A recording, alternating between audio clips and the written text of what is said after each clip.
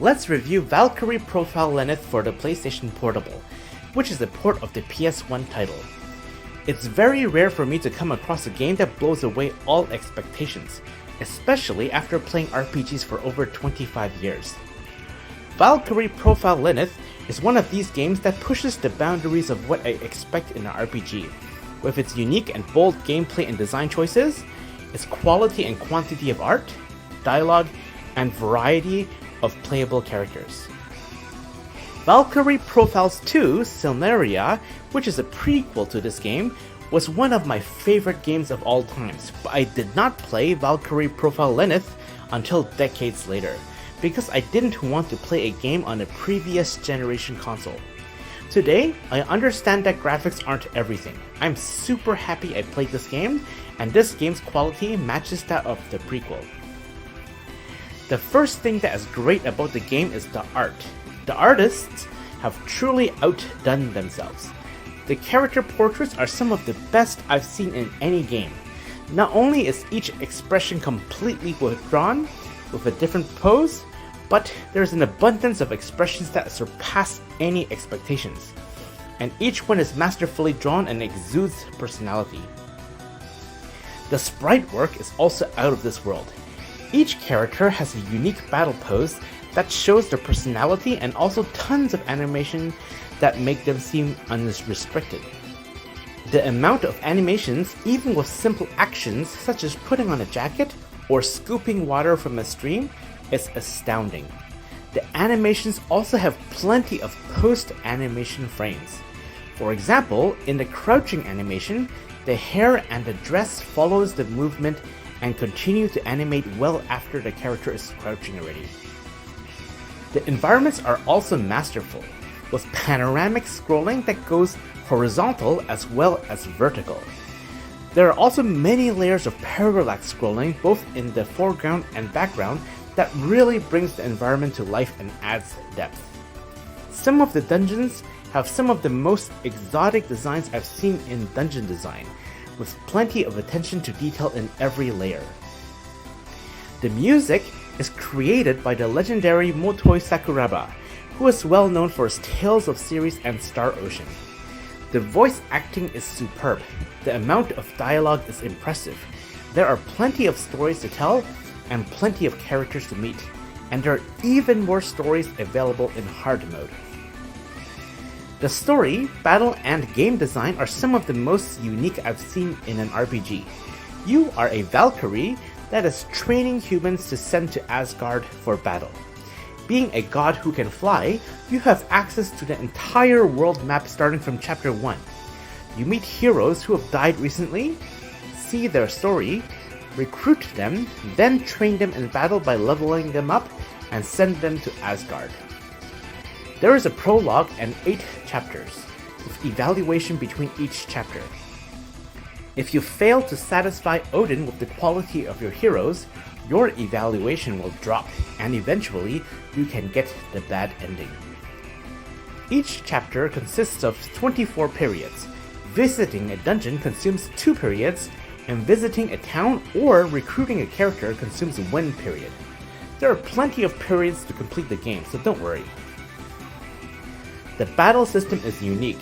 You have 4 characters, each assigned to a face button. During your turn, pressing that character's button will make them perform their first attack, then pressing it again will make them perform the second attack and third attack. Each character's attack has a certain hitbox and might affect the enemy's position. Some moves can knock the enemy down, up, back, or even pull them in, so you need to be aware of the enemy's position and hitbox to execute your combo. If you get enough hits, you build your hit meter to 100%, then you can unleash your super devastating super move. When the enemy attacks and you dodge, you can press the corresponding character's button to counter, adding to the excitement in combat. The battle is refreshing, tactical, and great fun. You have so many characters to choose from, and so many combinations, that you can really form a team whose rhythm and moves work for you. Unlike most RPGs, you don't buy items in towns. Instead, you get material points at the end of each chapter based on your performance of the previous chapter. which you get to spend in a menu to craft items. You can also get some weapons as random drops after a battle. You can convert dungeon loot and drops into material points. There are dungeons with a lot of vertical platforms and plenty of obstacles, which requires you to use your platforming skills with the crystal mechanic. When you press the square button, you shoot a crystal. If you shoot the same crystal again, it becomes a bigger crystal. If you shoot it a third time, it explodes and propels forward if you are in the blast. If you slash the crystal, it will break into a large chunk and a smaller chunk, which you can grab and throw on a crystal or something else to use as a stepping stone. I found the system very unique and rewarding. I have to give respect to this game, because it takes plenty of risks in game design instead of playing it safe. Still, let's talk about the things that bothered me. When you press the right trigger in the dungeon, you will bring up the map. At first, the map system works because the dungeons are simple.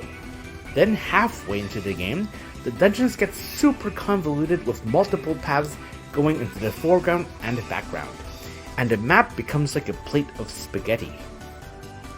Another thing that I didn't like is that sometimes you can go longer than 1 hour in a dungeon without seeing a save point. Some of the interaction with dungeon elements are wonky. For example, I would try to swing my sword at the enemy, but sometimes I would pick up a treasure chest instead because the button is the same. Similarly, there's a dungeon with elevators that stops at multiple floors, but you can't control which floor the elevator stops at. This game doesn't hold your hand. You have to figure out many mechanics and strategies yourself, such as how to buy items or how to perform advanced platforming. The crystal chunks are not explained in the game, and you have to figure it out yourself. Also, the throwing and jumping doesn't seem easy to control. The trajectory of a jump cannot be easily predicted or adjusted. There's also lack of quality of life features, such as the ability to sort your items or change equipment for party members outside of your active party. The equipment purchasing screen is missing key information, such as seeing who can equip the item. Of course, all of these negative points pale in comparison to the positive points. This game is truly a unique experience, and I highly recommend giving this or one of its sequels a try. If you prefer watching me play through the game, please see the playlist in the description below. Thanks for watching and happy gaming!